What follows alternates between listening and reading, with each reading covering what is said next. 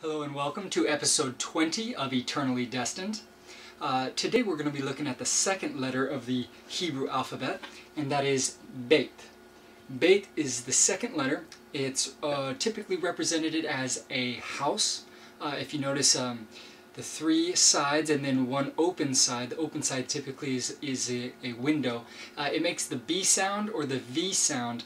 The only difference is whether or not the dot in the middle is present or not. If there is a dot, then it's a B sound, a harder sound. If it's no dot in the middle, then it's more of a V sound.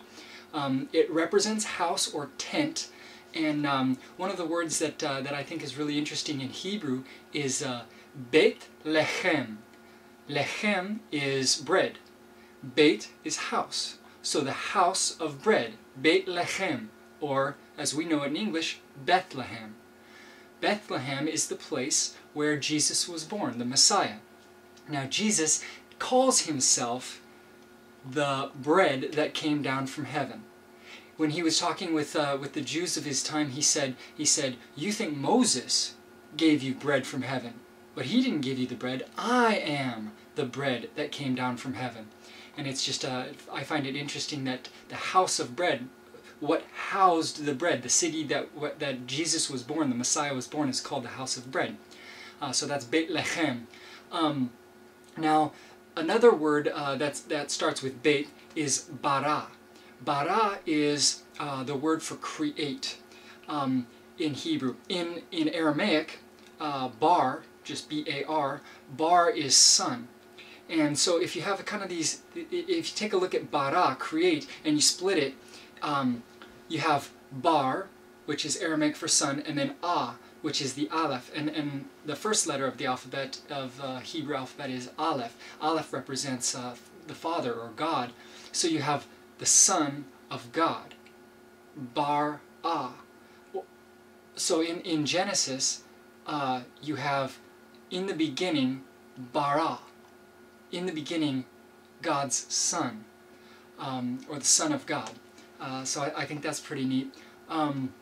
Also, the Father, the Father is, Aleph represents the Father. His name is Av, or Abba. You hear like Abba, Father. There's many other names for God, of course, but that is one of them for the Father, Av. And what's interesting is in Hebrew, Ben means son. So in Aramaic, bar is son, but in Hebrew, Ben is son. So Ben Hamin. In Aramaic, like Bar Jonah, son of Jonah. Ben Hamin, son of Hamin. If you take Ben and Av, so Ben is son and Av is father, you have Avim. Avim is the word for stone. And in Scripture, when Jesus is talking to the Jews of his day and saying that you are rejecting the stone, the builders have rejected the cornerstone, or the stone, and it has become the cornerstone, he's speaking about himself, but he's also speaking about God in him. You're rejecting God through me. You're rejecting me and thereby rejecting God. And I find that fascinating. Avim, the Son and the Father together equals stone. And then when Jesus says, "Upon this rock you will, God will, or I will build this church," the rock that he was speaking of was himself, Avim.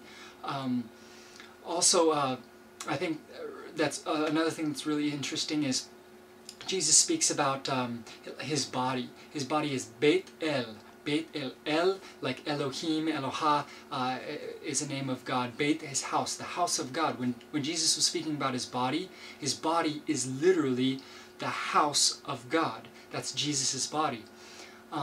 There's so many interesting nuances in Hebrew of Jesus and being the Son of God.